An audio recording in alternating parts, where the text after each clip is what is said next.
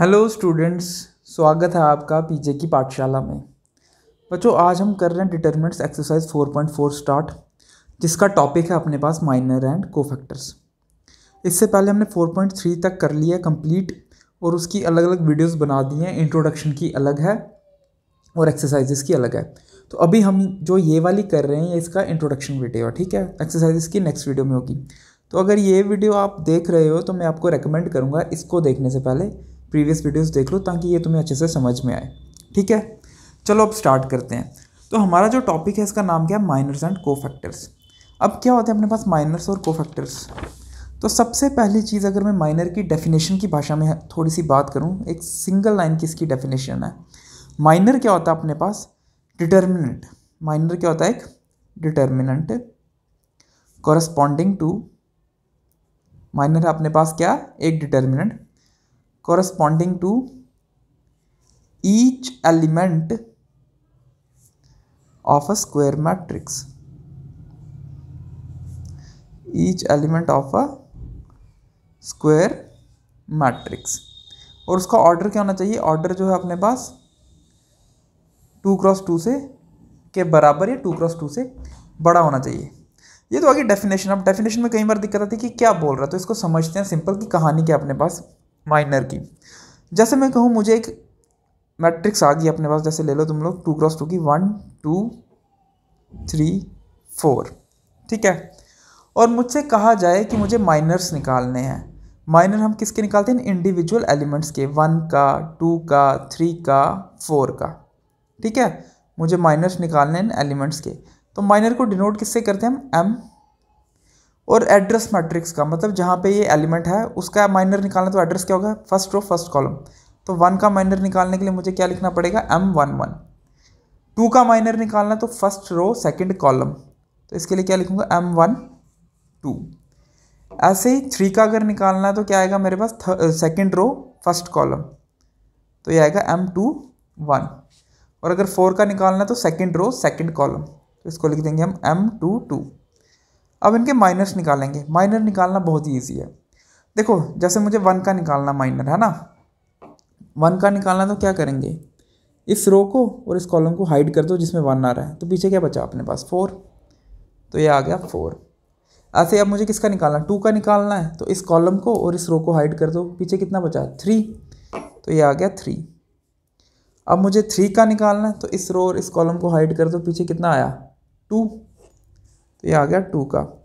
ऐसे अब मुझे किसका निकालना, 4 का, इस रो और इस कॉलम को हाइड कर दो, पीछे कितना आ गया 1, ठीक है। ये तो आगे माइनर अपने पास। ऐसे ही अब हम क्या निकालते हैं, इनके कोफैक्टर्स। क्या निकालते हैं, कोफैक्टर्स। तो कोफैक्टर निकालने के लिए ए से हम डिनोट करते हैं, बट फिलहाल हम सी लिख के चलते हैं इसको, C11। जिनके माइनर्स निकालें उनके कोफैक्टर्स भी निकालेंगे, C12 C21 C22। तो तुम लोगों ने कुछ भी नहीं करना, बड़ा सिंपल इसका फॉर्मूला भी है, बट बड़ी सिंपल टेक्निक जिससे बहुत ही आसानी से हमें समझ में आ जाए। वो क्या है, जो माइनर है ना अपने पास वो लिख दो पहले, जो भी माइनर है अपने पास, जो आंसर आया वही लिख दो। ये आ गया 4, ये आ गया 3, ये आ गया 2, ये आ गया 1। अब इसके बाद क्या करना, मुझे इनके साइन देखना है, जो हमने डिटर्मिनेंट में पहले पढ़ा। तभी मैंने कहा पहले पिछली वीडियो देख लेना, ये फिर अच्छे से समझ में आएगी। अब इसके हमने साइन क्या पढ़ा है, यहाँ से हम प्लस लेते हैं, ये माइनस, आगे हम अल्टरनेट चलते हैं, ये प्लस है तो यहाँ माइनस, या माइनस माइनस तो यहाँ प्लस, तो ये साइन यहाँ पे लगा दो, तो ये कितना आ गया प्लस। 2 का माइनर क्या था अपने पास, माइनस, ओ सॉरी 2 का साइन क्या था, माइनस। 3 का साइन क्या था अपने पास, माइनस। और 4 का साइन अपने पास क्या था, प्लस, तो ये प्लस ही रहा।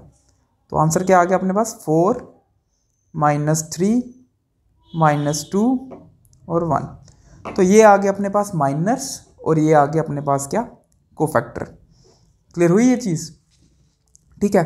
ये तो अपने पास जो मैट्रिक्स ये 2x2 ऑर्डर की थी। अब हम किस में चलते हैं, हम चलते हैं अब 3x3 में, उसमें भी माइनर और कोफैक्टर निकालने की कोशिश करते हैं। तो मैट्रिक्स ले लेते हैं 1 2 1 1 1 2 1 2 3। ऑर्डर कितना आ गया इसका, 3x3। तो अब इसके माइनर्स और कोफैक्टर निकालते हैं। तो M11, M कितना आएगा 12, M13, M21, M22, M23, M31 M32 M33, ठीक है।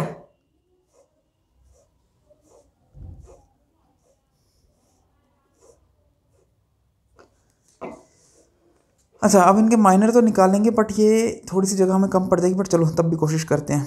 ठीक है, माइनर कैसे निकालना हमने, जैसे मुझे अब M11 क्या है अपने पास 1, इसका माइनर निकालते हैं। तो ये रो और कॉलम हाइड कर लो। पीछे कितना आया 3 - 4, वही क्रॉस मल्टीप्लाई होगा 3 - 2 2 4, तो 3 - 4, तो ये कितना आ गया माइनस का 1।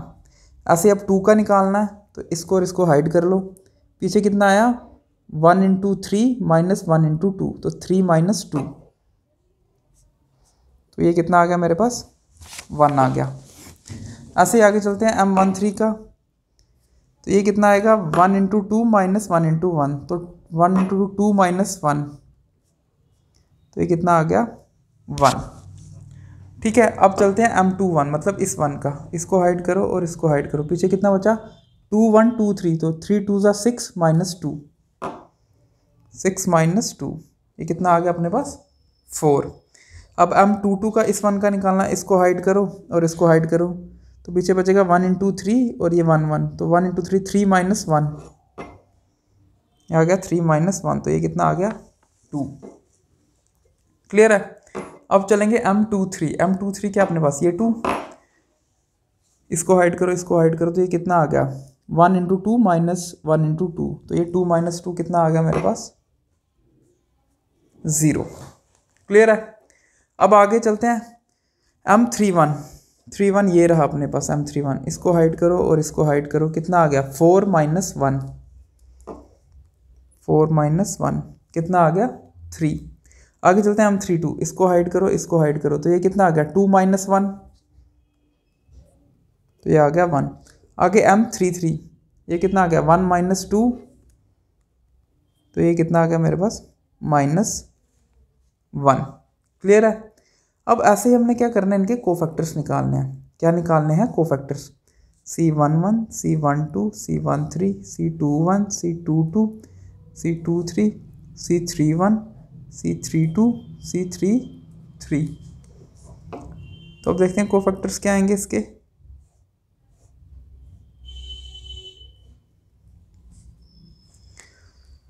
अब कोफैक्टर्स के सबसे पहली बात, हमें साइन कन्वेंशंस का ध्यान रखना है, जो हम पीछे पढ़ के आए हैं वो लगा दो, और उसके बाद ये जो वैल्यूज़ हैं ये हम यहाँ लगा देंगे और देखेंगे आंसर क्या आएगा। शुरू यहाँ से होगा plus minus plus minus plus minus plus minus plus, तो यहाँ से शुरू plus minus plus minus plus minus plus minus plus, ये लगा दिया हमने। अब ये वैल्यूज़ लिख दो, ये माइनस का 1, ये सिर्फ 1 था, ये भी 1 है, ये 4 है, ये 2 है, ये 0, ये 3, ये 1 और ये माइनस का 1, तो आंसर कितना आ गया -1 -1 1 -4 2 0 3 -1 प्लस -1, तो ये आ गया अपने माइनर्स और ये आ गया अपने कोफैक्टर्स। क्लियर हुई चीज़। अब ऐसे एग्जाम्पल का एक क्वेश्चन देख लेते हैं अपने पास जो बुक में है, वो क्या कह रहा है हमसे,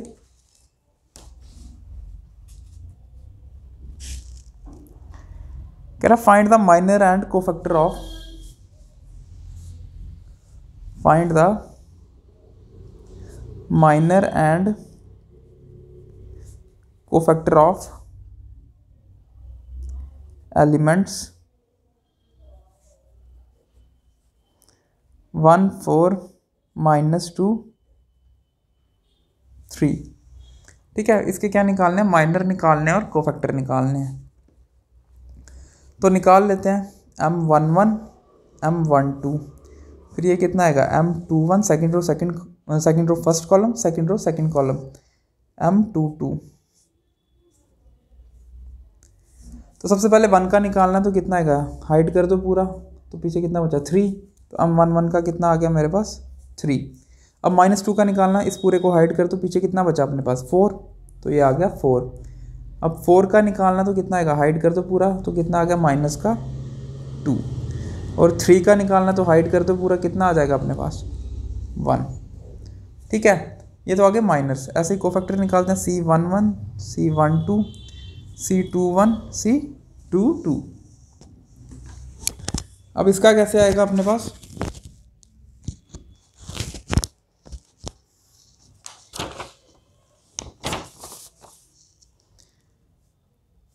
पहले साइंस लिख लेते हैं, प्लस माइनस, और यहाँ भी प्लस है, यहाँ माइनस, ये प्लस, तो प्लस माइनस माइनस प्लस, क्योंकि साइन हमने यहाँ से शुरू करना होता है ना, प्लस फिर ये माइनस, आगे अल्टरनेट माइनस, ये प्लस। जो अपने पास 3x3 मैट्रिक्स में था वो साइन यहाँ से ऐसे शुरू होता है, प्लस माइनस प्लस। पर जब 2x2 है तो हमें सेकंड के बाद सीधा दोबारा इस पे जंप करना पड़ता है, क्योंकि वो इतना ही होता है अपने पास, ये इतना सा, तो 1 2 1 1 है जैसे, तो ये प्लस आएगा, माइनस आगे नेक्स्ट अल्टरनेट फिर माइनस आएगा। बट यहाँ और यहाँ पे plus minus plus minus plus, तो ये जब करोगे तो तुम्हें खुद भी समझ में आ जाएगा। तो ये आ गया कितना, plus minus minus plus. Clear है ये चीज़। तो बाकी वैल्यूज़ लिख दो, 3 4, ये -2 है तो -2, और ये 1, तो आंसर आ गया 3 -4, ये आ गया 2, ये आ गया 1। क्लियर हुई चीज़, समझ में आया। ठीक है, अब देखते हैं कोई और क्वेश्चन इसके रिगार्डिंग अपने पास।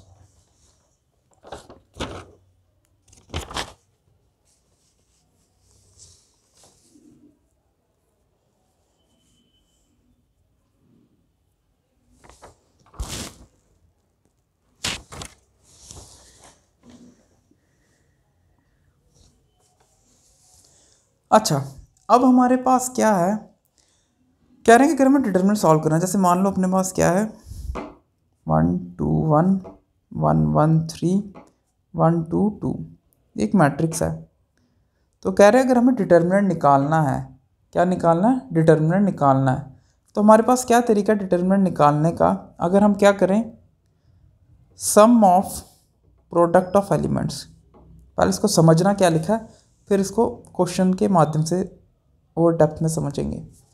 सम of product of elements of any row with their corresponding cofactors. कहने का मतलब क्या है कि अगर हम क्या कर दें, प्रोडक्ट कर दें एलिमेंट्स का, किसके साथ, किसी भी रो के साथ और उनके करस्पॉन्डिंग कोफैक्टर के साथ। जैसे ये एक रो है मेरे पास, इस रो के जो एलिमेंट्स हैं उनका प्रोडक्ट मैं कर दूं इसी रो के कोफैक्टर्स के साथ, तो अपने पास जो आंसर आएगा वो डिटर्मिनेंट आएगा। वो क्या आएगा, डिटर्मिनेंट की वैल्यू आएगी। मतलब अगर इसके एलिमेंट्स के मैं कोफैक्टर निकालूं और उन्हीं का प्रोडक्ट इनसे कर दूं इंडिविजुअल एलिमेंट से, 1 के साथ 2 के साथ 1 के साथ, तो वो आंसर क्या आता है, डिटर्मिनेंट की वैल्यू। और आमतौर पे देखा जाए तो ये बात हम पहले भी कर चुके हैं कि अगर मैं इसको इस रो के करस्पॉन्डिंग एक्सपैंड करूँगा तो हम साइंस का ध्यान तो रखते ही हैं यहाँ पे, और जब एक्सपैंड करते हैं तो इसी तरीके से हम निकालते हैं। तो इसने वही चीज़ बोली हुई है।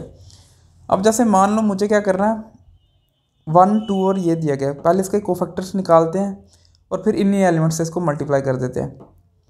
तो जैसे लिखते हैं हम क्या, कोफैक्टर ऑफ 1, कोफैक्टर ऑफ 2 और कोफैक्टर ऑफ 3। ऐसे लिखना चाहो ऐसे, नहीं तो अपना वही तरीका, C11 C12 C13। अब इनके कोफैक्टर्स निकालते हैं तो 1 के कितने आएंगे, ये हाइड कर दो, ये हाइड कर दो, तो ये आ गया 2 - 6 -4। C12 का कितना आएगा, ये हाइड कर दो, ये हाइड कर दो, 2 - 3 -1, और C13 के हाइड कर दो, कितना आएगा, 2 - 1 1। ठीक है, ये तो आ गया इसकी वैल्यू।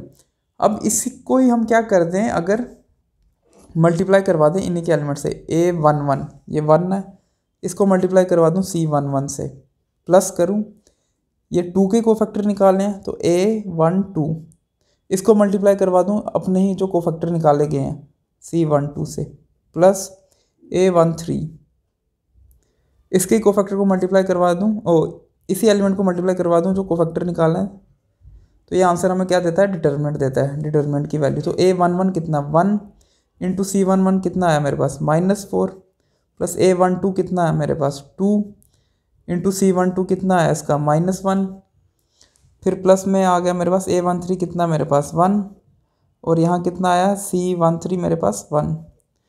तो आंसर क्या आएगा मेरे पास -4 -2 प्लस 1, -4 -2 प्लस 1, तो ये आ गया -6 प्लस 1 और एक इसके इक्वल -5 के इक्वल। ठीक है, समझ में आया। तो ये हमें किसकी वैल्यू दे रहा है, डिटरमिनेंट की वैल्यू दे रहा है। ठीक, क्लियर है। अब ऐसे एक और लास्ट क्वेश्चन कर लेते हैं हम। ये क्या अपने पास, अच्छा उससे पहले एक चीज़ और, फिर उसके रिगार्डिंग हम क्वेश्चन करेंगे। नेक्स्ट अपने पास क्या है, क्या रहा, इफ एलिमेंट्स ऑफ रो और column are multiplied with any other row then their sum is 0, then their sum is 0। अब कहने का मतलब क्या अपने पास कि are multiply with any other row the element of row or column are multiplied with any other row cofactors। अब हम कहने का मतलब क्या, इस क्वेश्चन में ये कह रहा है कि अगर एलिमेंट किसी भी रो के या कॉलम के मल्टीप्लाई होते हैं किसके साथ, किसी दूसरी रो के कोफैक्टर्स के साथ, रो के कोफैक्टर्स के साथ, तो आंसर क्या आएगा, 0 आएगा। कह रहा है जैसे ये आपके पास एक मैट्रिक्स है और इसमें से मान लो आपने एक रो उठाई, चलो मान लो हमने ये रो उठाई, कह रहा है इस रो के एलिमेंट्स का मल्टीप्लिकेशन अगर इस रो के कोफैक्टर से कर दो, इस रो के कोफैक्टर से कर दोगे तो आंसर अपना क्या आएगा, 0 आएगा। पहले हमने क्या किया, इसी रो के एलिमेंट उठाए और उनको क्या किया, इसी रो के कोफैक्टर से मल्टीप्लाई किया तो डिटर्मिनेंट की वैल्यू आ गई। बट अब कह रहा है इस रो के आप एलिमेंट उठाओ किसी और रो के और कोफैक्टर निकालो किसी और रो के और उनको आपस में मल्टीप्लाई करवाओगे तो आंसर कितना आ जाएगा मेरे पास, 0 आ जाएगा। तो करके देखते हैं, इसके रिगार्डिंग एक क्वेश्चन भी है अपने पास, एक्सरसाइज 22 का, एग्जाम्पल 22 का। ठीक है, देख लेते हैं क्या कहता है क्वेश्चन। अपने पास ये दिया गया एक -304, क्या वैल्यू आएगी इसमें डिटरमिनेंट की, 5 4 -7 and verify that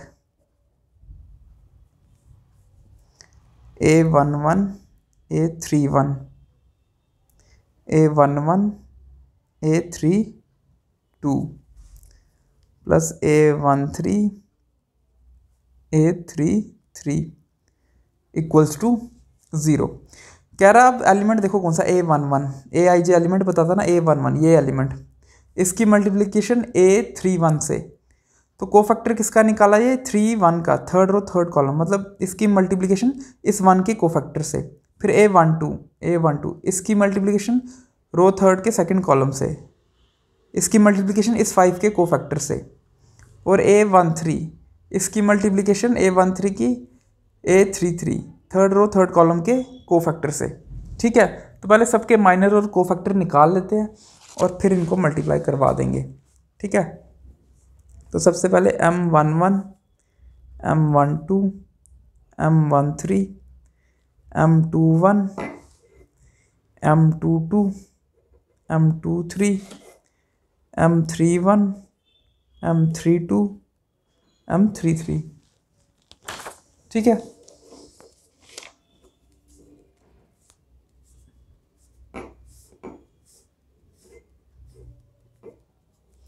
अब M11 सबसे पहले मुझे क्या करना है, 2 के कोफैक्टर देखने हैं, तो यहाँ से इसको हाइड कर दो, यहाँ से इसको हाइड कर दो, कितना आ गया 0 -20 तो ये तो आ गया -20।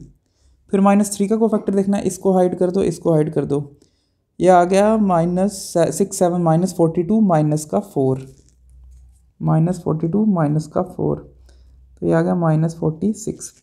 अब 5 का, इसको हाइड कर दो, इसको हाइड कर दो, 30 - 0, 30 - 0, तो ये कितना आ गया मेरे पास 30।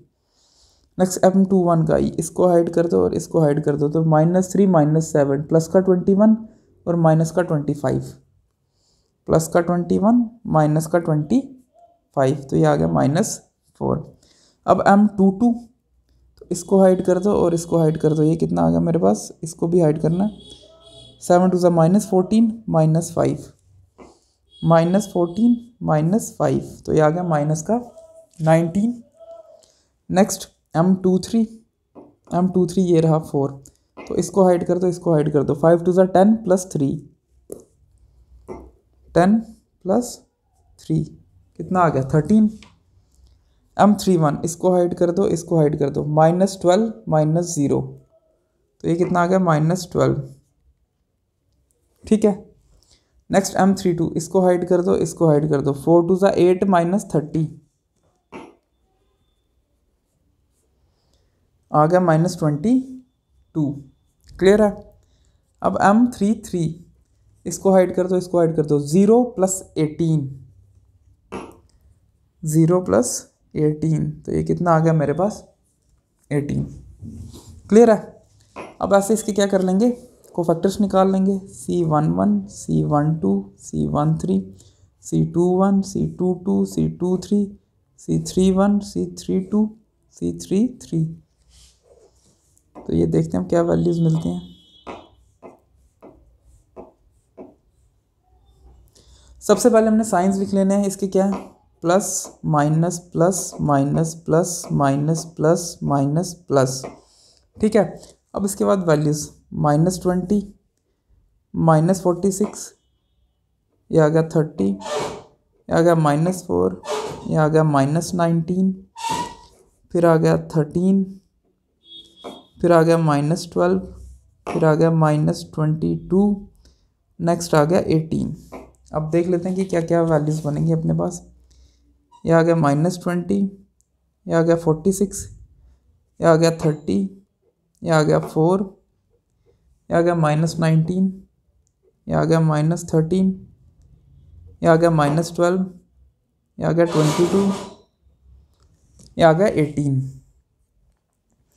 अब हमारा काम क्या है, A11 × A31 plus A12 × A32 plus A13 × A33, इनको मल्टीप्लाई करवाना आपस में और फिर देखना इनकी क्या वैल्यूज़ आती हैं, ठीक है। इसको ऐसे कर लेते हैं अगर प्रॉपर दिख रहा है। अच्छा, A11 कितना 2 × A31, तो A31 ये रहा अपने पास, इसको A31 से हम डिनोट करते हैं, बट कोफैक्टर लिख रहा था तो C लिख दिया, ठीक है। A11 इसको A से डिनोट करते हैं कोफैक्टर्स को, बट C भी लिख सकते हो, थोड़ा याद रह जाता आसानी से। A31 कितना मेरे पास -12 प्लस A12 कितना मेरे पास -3 × A32 मेरे पास कितना आया A32 22, फिर प्लस A13 मेरे पास कितना 5 × A33 कितना मेरे पास 18, तो ये कितना आ गया 12 2 -24 -12 3 ये कितना आ गया 66, 22 3 -66 प्लस 18 5 मेरे पास आ गया 90, तो इसको जब ऐड करेंगे तो -90 + 90, तो आंसर कितना आ गया 0। तो हमने क्या सीखा, जब किसी एक रो को किसी अलग रो के कोफैक्टर से आप मल्टीप्लाई करोगे तो आंसर हमेशा कितना आएगा अपने पास 0 आएगा। क्लियर हुई ये चीज़। तो यहाँ तक था हमारा इंट्रोडक्शन 4.4 का माइनर्स और कोफैक्टर का। तो अगर आपको ये समझ में आया है तो वीडियो को लाइक कर दो और पीजे की पाठशाला चैनल को सब्सक्राइब कर लो, और अगर कोई दिक्कत आई है तो फिर से कमेंट करो, तो मैं वीडियो बना के और अच्छे से समझाने की कोशिश करूँगा। Thank you students.